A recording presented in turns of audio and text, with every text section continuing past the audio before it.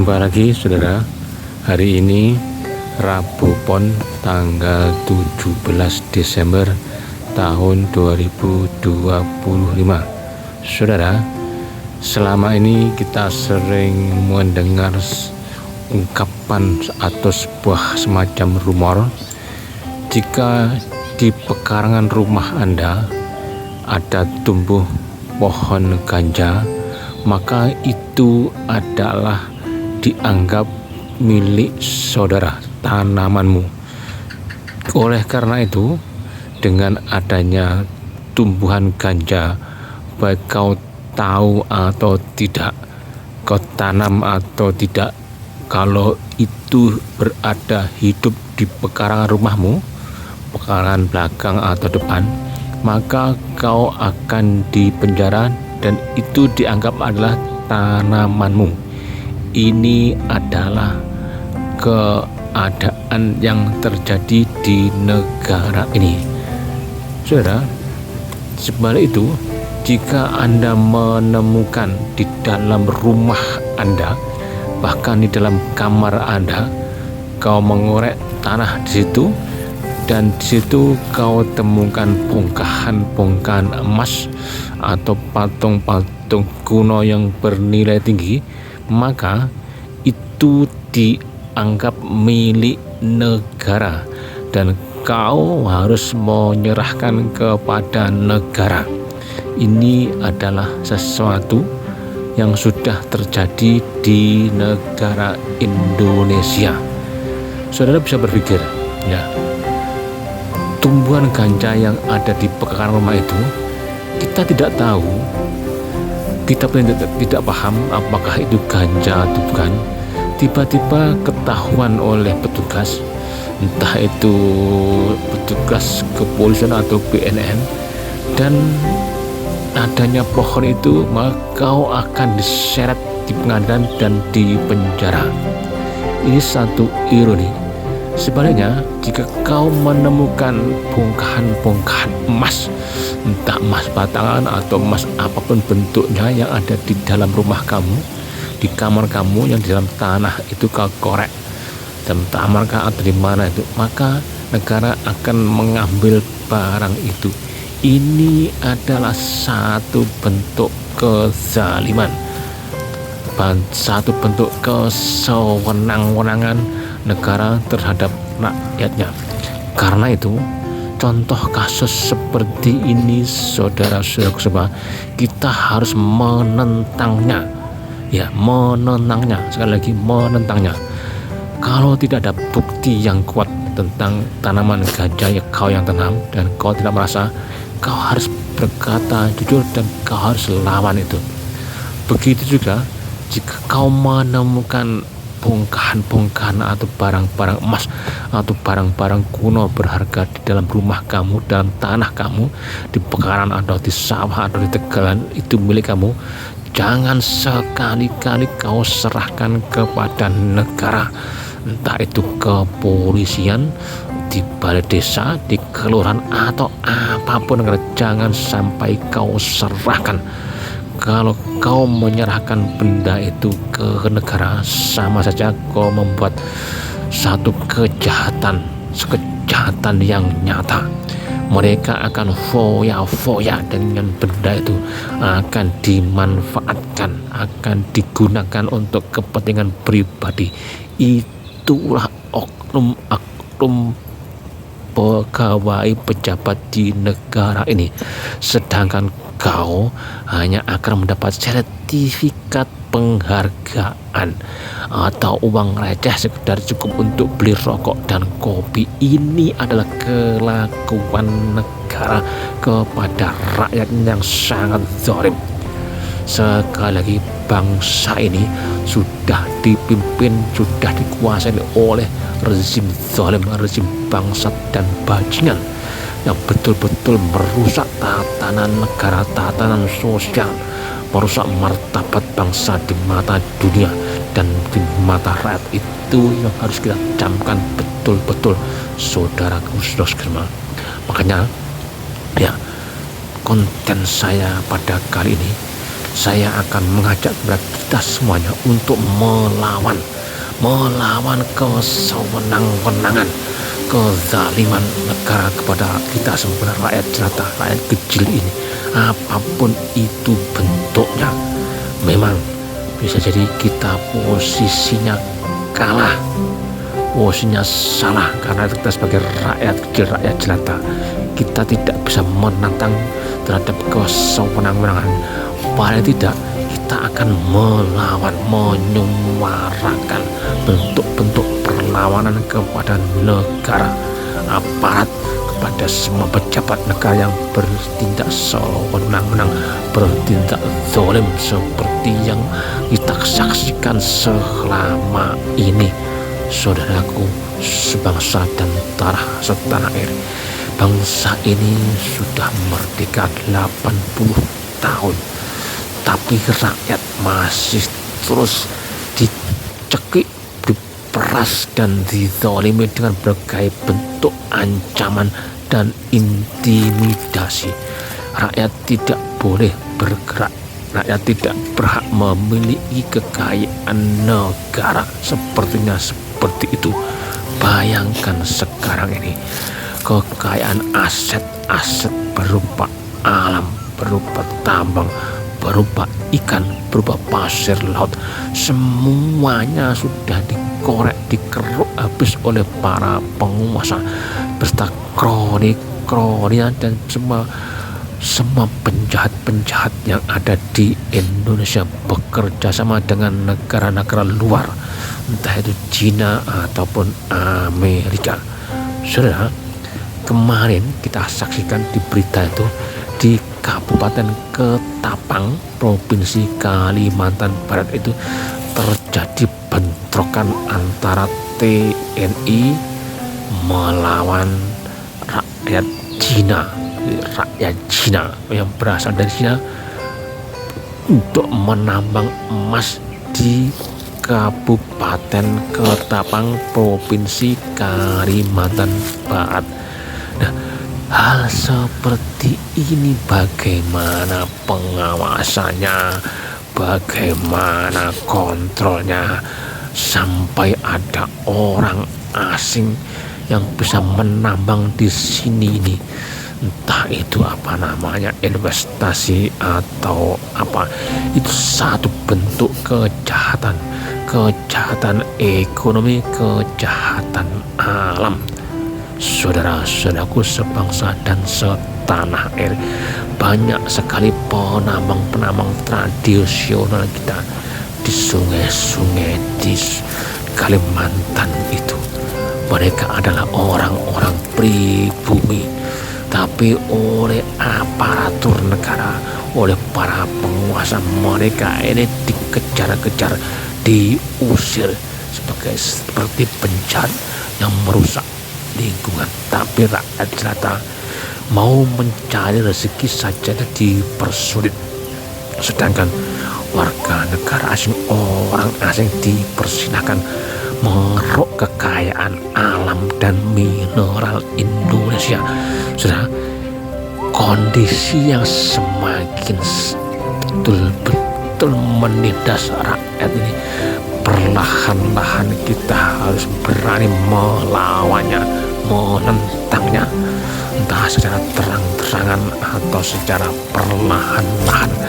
Kita harus bergerak, kita harus berani menyuarakan kebenaran dan keadilan.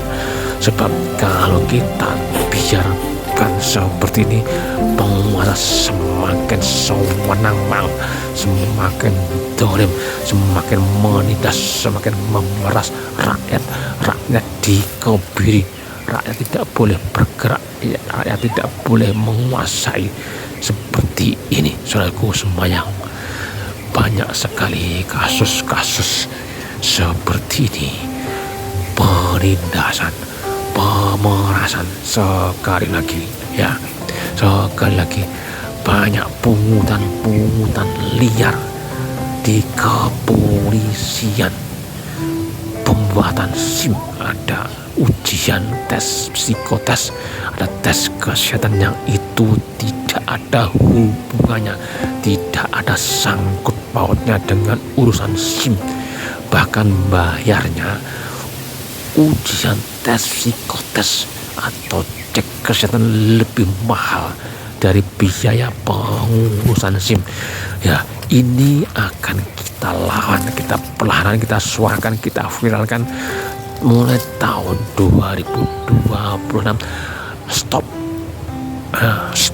pungutan liar di kepolisian. Ya, seperti tadi itu saya katakan, memungut uang cek kesehatan yang nggak ada tesnya, nggak ada ceknya, kemudian tes psikotes itu betul-betul gila itu. Saya terus terang, tes psikotes yang ada di kepolisian dan pengurusan SIM itu saya betul semua itu. Soal itu saya sikat habis semuanya. Saya betul paling cepat dan betul semua, nilai saya sempurna. Itu tes itu tidak ada hubungannya dengan pengendara, tidak ada korelasinya dengan urusan SIM. Itu hanya akal-akalan busuk polisi untuk memeras rakyat. Ini harus kita lawan, harus kita tentang seperti ini. Sudah berapa banyak hal-hal ini. Bayangkan itu, satu hari berapa juta seluruh Indonesia dalam musim, dan mereka harus membayar seperti itu. Itu untuk apa uangnya? Kalau tidak dikorupsi, kalau tidak dibuat bancaan mereka semua, itu betul-betul bangsat semua itu, dolim itu, harus kita lawan itu. Saudara-saudaraku semuanya, kita memang secara umum rakyat Indonesia IQ-nya jongkok, betul-betul tolol. Saya katakan orang ini juga banyak yang tolol. Bagaimana tidak? Kalau mereka cerdas, otomatis si Prabowo Subianto Gibran ini tidak akan jadi presiden. Kita tahu Prabowo adalah pelanggar HAM berat, pelanggar HAM sekali lagi, tidak pelanggar HAM hak asasi manusia. Prabowo juga tentara yang dilengserkan, disersi, dipecat seperti itu. Gibran itu manusia nggak betul-betul manusia tolol. Gibran itu tidak punya sopan santun, dia bajingan itu. Anaknya Jokowi Widodo itu nggak layak jadi wakil presiden. Dia sudah betul-betul orang nggak punya tata krama, nggak punya rasa malu. Seperti ini kok bisa terpilih jadi presiden itu, wakil presiden itu karena ketololan bangsa ini, bangsa yang bodoh, yang tolol. IQ 78 itu, di bawah 78. Bangsa ini yang bangsa tolol, saya katakan seperti itu. Memalukan ini. Kita dipimpin ketua DPR si Puan Maharani juga tolol orang itu. Orang seperti itu kenapa bisa jadi ketua DPR? Kayak gak ada orang lain saja. Betul kita ini memang bangsa tolol. Kita bangsa yang bodoh, dan kita dibodoh-bodohi. Karena itu saudaraku semua, sebangsa dan setanah air, setolol apapun kau, kalau mau kritis itu kau tidak akan tolol. Kalau kau tidak mau dibeli dengan uang recehan untuk membeli mereka, kau akan cerdas. Ketololanmu karena kau bisa dibeli, suaramu bisa dibeli, otakmu nggak kau gunakan untuk berpikir kritis. Oleh sebab itu kita selalu dibodoh-bodohi, dimanfaatkan, diinjak-injak, diiles-iles, diludahi, dikencingi, diberai. Itulah rakyat Indonesia. Ini fakta real, saudaraku semuanya. Kita saksikan banjir bandang di Sumatera, 3 provinsi, sampai minggu ketiga ini nyaris 1 bulan. Itu itu namanya bantuan itu masih kalang kabut, masih kocar kacir. Ada yang belum sampai menerima, ada yang menerima tapi sangat jauh lokasinya untuk mengambil sekedar sekarang entah 5 kilo 10 kilogram beras harus berjalan 12 kilometer. Ini adalah fakta real yang Prabowo Subianto tidak mau mengakui, bahwa negara pejabat penguasa sudah tolol, sudah bodoh, sudah pekok, tidak bisa mengatasi. Tapi karena arogan kesombongan Prabowo Subianto, si koplak otak gak sinkron ini, rakyat jadi sengsara, rakyat jadi korban. Karena itu saya mendukung Mualim Musyakir Manaf, Gubernur Aceh ya, untuk meminta bantuan kepada UNICEF dan PBB, karena negara Jakarta Pusat tidak mau mengakui sebagai bencana nasional. Kesombongan Prabowo tidak mau menerima bantuan dari luar negeri. Ini Prabowo memang betul-betul sombong, bajingan kau Prabowo. Kau harusnya melihat mataku, bukalah matamu, lihat rakyatmu menderita, hilang rumah, hilang keluarga, hilang mata pencarian karena banjir bandang yang disebabkan oleh kau merusak hutan dan alam. Kroni kau itu sudah merusak alam. Dosa besar kau Prabowo, Joko Widodo, Luhut Binsar Panjaitan, dan seluruh kroninya, seluruh menteri-menterinya, Hasan Nasbi si bangsat, si tolol, Zulkifli Nasir si bajingan, Bahlil si Bahlul, betul-betul penghinaan terhadap rakyat Indonesia. Rakyat ini sudah diinjak-injak, dikencingi, diberaki oleh penguasa, dibodoh-bodohi oleh mereka. Tapi kita hanya diam. Saya yang hanya berani ngomong seperti ini di media sosial, di Facebook dan di konten ini. Saya menyuarakan kebenaran. Saya tidak punya kepentingan pribadi. Saya ingin kebenaran, keadilan ditegakkan di seluruh bumi Indonesia. Keadilan sosial bagi seluruh rakyat Indonesia harus ditegakkan di bumi Pancasila ini. Ini saat ini, saudaraku semuanya, kita memang dalam kondisi betul-betul terpuruk, betul-betul satu kesalahan. Itu juga karena kita semuanya yang memilih Prabowo.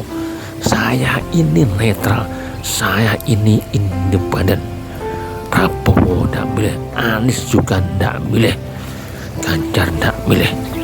Karena di situ background semua partai yang nggak jelas, partai yang hanya menguruk keuntungan, yang membesarkan kroninya saja. Mereka tidak layak menjadi pemimpin bangsa, tidak layak menjadi pemimpin negara, tidak layak menjadi pemimpin rakyat yang beratus juta, bermulti etnis, suku, ras, dan agama ini.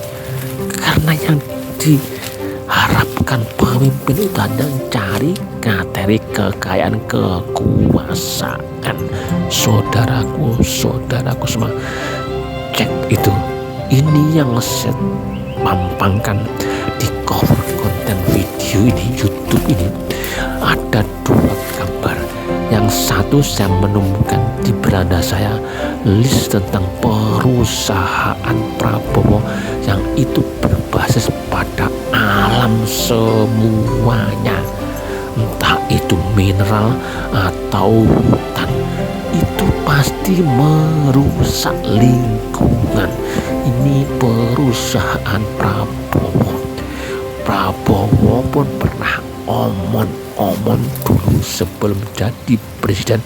Dia omon perusahaannya nggak bisa maju-maju karena nggak punya kekuasaan. Nah, setelah jadi menteri ya, jadi menteri pertahanan, Prabowo tiba-tiba melejit kekayaannya dari 1 triliun menjadi 2 triliun lebih. Ini betul-betul garang, betul-betul bangsat, bajingan, perusak alam. Dan terbukti sekarang banjir bandang itu, disitulah biang-keroknya termasuk Prabowo Subianto, Presiden RI yang menjabat sekarang ini. Cover gambar yang kedua itu adalah Prabowo mengcaption bahwa banyak negara-negara luar ingin membantu ke Indonesia, tapi Prabowo dengan tegas menolak dengan alasan negara masih mampu mengatasi sendiri. Ini betul-betul bajingan Prabowo nih, bangsat kau sombong, kau arogan. Rakyatmu menderita kelaparan, menderita kedinginan, kesakitan, hilang keluarga, hilang rumah, tapi kau sombong sekali. Kau itu setan Prabowo, kau setan, betul-betul setan. Tidak bisa mengerti apa yang dirasakan oleh rakyatmu nih. Ya, semua orang tahu andai bencana nasional, bencana banjir bandang dinaikkan level nasional, kau akan terungkap, karena disitulah kau perusak alam yang nyata. Inilah kau, inilah modelmu, prejenganmu, raimu. Sadarlah kau, sebelum kau mati kau akan dituntut nanti di akhirat karena kelakuanmu, dosa besarmu. Bayangkan orang-orang Aceh yang berada di Malaysia mau menyumbang ke Aceh itu ditahan, tidak boleh masuk ke Aceh. Ini kan betul-betul bangsat ini, apartheid ini, negara bangsat ini, betul-betul ini. Bantuan bencana pun ditahan, kemudian dipajakin. Ini apa? Ini betul-betul negara bangsat, negara-negaranya para bajingan tengik ini betul-betul ini. Saya selalu marah dengan pemerintahan seperti ini karena zalimnya luar biasa. Terima kasih dan jumpa lagi, matur nuwun.